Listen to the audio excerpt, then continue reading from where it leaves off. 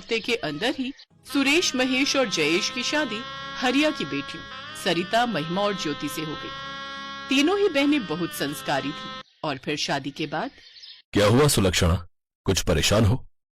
परेशानी की बात तो है जी। आपने तो अपने दोस्त को दिया वचन निभा दिया, पर हमें इतना वक्त तो देते कि तीनों के लिए कुछ इंतजाम कर पाते। अब एक कमरा है और 3-3 बहुएं हैं घर में। जरा बताओ तो वो कहाँ रहेंगे, कहाँ सोएंगे? और आज तो उनकी शादी की पहली रात है। बेचारी वो तीनों अपनी गृहस्थी कैसे शुरू करेंगी?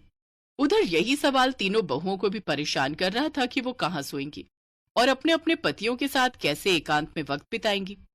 सुलक्षणा और महेंद्र को भी कुछ नहीं सूझ रहा था।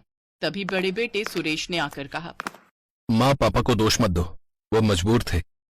मेरे पास एक तरीका है। यहाँ बैठक में हम तीनों भाई पापा के साथ सो जाएंगे और आप तीनों बहुओं के साथ अंदर कमरे में सो जाओ। अच्छा चल, आज की रात तो काट लेंगे, पर बेटा वो मेहमान नहीं है जो कल चले जाएंगी। वो इस घर की बहुएं हैं और उन्हें पूरा हक है अपनी शादी की पहली रात को अपने पतियों के साथ रहने का। सुलक्षणा की बात 100% सही थी, लेकिन सवाल ये था कि तीनों जोड़े अपनी अपनी सुहागरात मनाएं तो कैसे। उदास सुरेश कमरे में आ गया जहां तीनों बहुएं और उसके दोनों भाई सोच में डूबे थे। और फिर महेश, जयेश, एक काम करो, इस कमरे में पर्दे डालकर इसके 3 हिस्से करो। ठीक है भैया। महेश और जयेश ने वैसा ही किया और अब कमरे के 3 हिस्से हो गए थे। तुम तीनों बहनें अब आराम करो और चिंता मत करो, आगे सब ठीक हो जाएगा।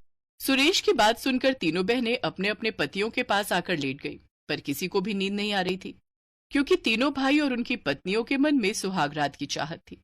लेकिन मुश्किल बड़ी थी। काफी देर तक तीनों जोड़े करवटें बदलते रहे, लेकिन फिर अचानक सबसे छोटा भाई जयेश उठकर बोला, अरे महेश भैया, एक गलती हो गई। क्या हो गया जयेश?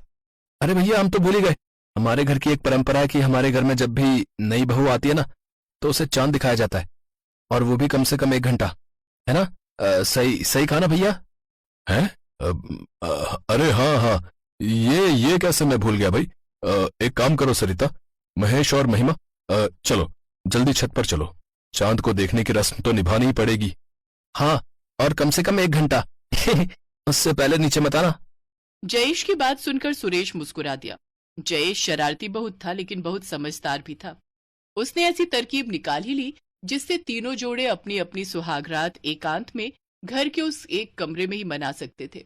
और फिर छत पर पहुंचकर, सुनिए, वो जयेश और ज्योति तो आए ही नहीं चांद देखने।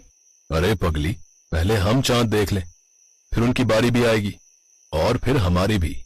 इसके बाद सुरेश ने सरिता को पूरी तरकीब समझाई और समस्या हल हो गई। फिर तीनों भाइयों ने जी तोड़ मेहनत से कमाना शुरू कर दिया और फिर कुछ ही महीनों बाद ऐसा मकान लिया जिसमें 4 कमरे थे। अरे बेटा, ये मकान तो बहुत बड़ा है, पर 4 कमरों की क्या जरूरत थी? माँ, आप और पापा हमेशा बैठक में ही सोते रहे। 4था कमरा आप दोनों का है। अब आप कहो तो हम सब चांद देखने चले जाएं। चल, बदतमीज कहीं का। जयेश की बात सुनकर पूरा परिवार खिलखिलाकर हंसने लगा, क्योंकि अब उनकी सारी परेशानियां जो दूर हो गई थी और ये सब करने वाला चांद हर रोज की तरह आसमान में चमक रहा था।